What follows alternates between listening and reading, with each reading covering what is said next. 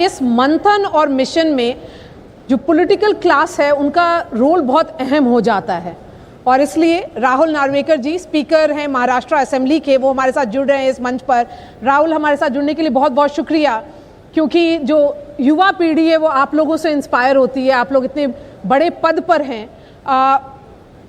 जब मुंबई की चर्चा करते हैं राहुल, तो जो सैनिटेशन, हाइजीन, ये जो शब्द थे, या पूरे देश में पहले इस पर बोला जाता था ज़्यादा चर्चा मत करिए, क्योंकि ये ड्राइंग रूम के कॉन्वर्सेशन का पार्ट नहीं था। 10 साल में वो बहुत ही ज़्यादा बदल गया है, लेकिन पब्लिक प्राइवेट पार्टनरशिप शायद आगे रास्ता है। तो आप पॉलिसी मेकर भी हैं, लॉ मेकर भी हैं, तो आप अपना रोल और जो लेजिस्लेचर का रोल है आप कैसे देखते हैं?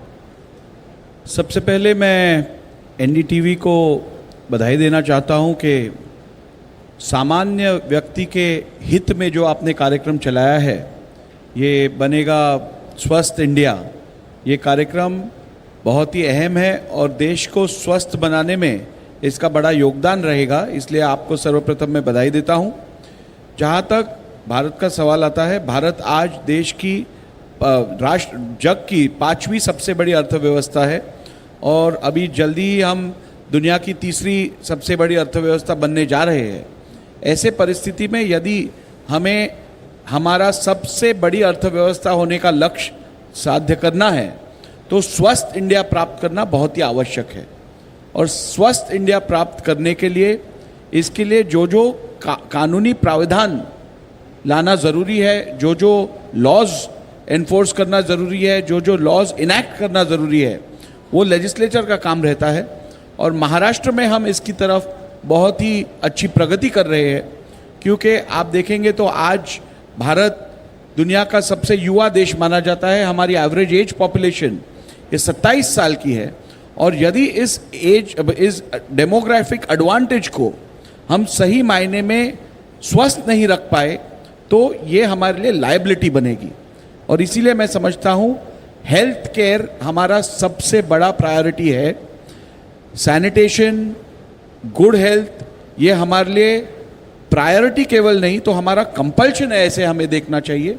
और इसीलिए अनेक इनिशिएटिव्स है, कॉरपोरेशन लेवल पे, स्टेट गवर्नमेंट लेवल पे, यूनियन गवर्नमेंट लेवल पे अनेक इनिशिएटिव्स लिए गए हैं और लिए जाएंगे। राहुल जी, ये रैपिड अर्बनाइजेशन हो रही है, पॉपुलेशन बढ़ रही है, पोल्यूशन बढ़ रहा है, इस सब के चलते जो हेल्थ केयर सिस्टम्स है इस पे प्रेशर भी काफ़ी आता होगा, तो ये चैलेंजेस आप कैसे पूरा कर रहे हैं? जैसे मैंने आपको कहा कि पब्लिक प्राइवेट पार्टनरशिप किसी भी यशस्वी देश के लिए बहुत ही ज़रूरी है। गवर्नमेंट एक हद तक कर सकता है, उनकी जिम्मेदारी है, वो करेंगे। लेकिन जब तक समाज में इसके बारे में अवेयरनेस और रिस्पॉन्सिबिलिटी की फीलिंग नहीं आती, तब तक सही मायने में कोई भी लक्ष्य साध्य डेमोक्रेसी में नहीं किया जा सकता। लोकतंत्र में सामान्य जनता का सरकार के साथ भागीदारी होना, उनके साथ में चलकर कार्य करना अपेक्षित है और बहुत ज़रूरी है।